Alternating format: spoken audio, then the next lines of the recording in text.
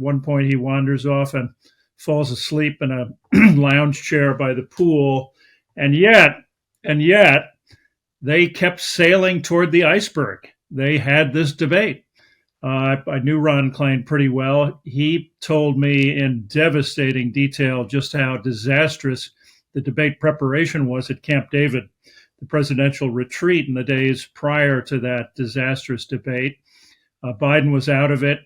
He couldn't follow the back and forth between his campaign and Trump's.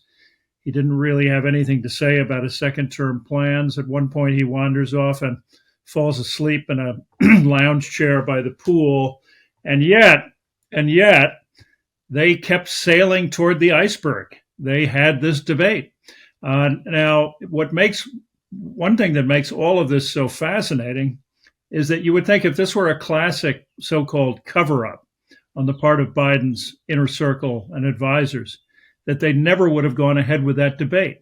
If they all knew that he was incompetent, non-compos mentis, unable to hold his own on a debate stage, they could have waited until the fall. They could have run out the clock, as it were, but they went ahead with that debate. I think they deluded themselves. They were hoping for the Joe Biden who showed up at the State of the Union famously the previous year and did so well.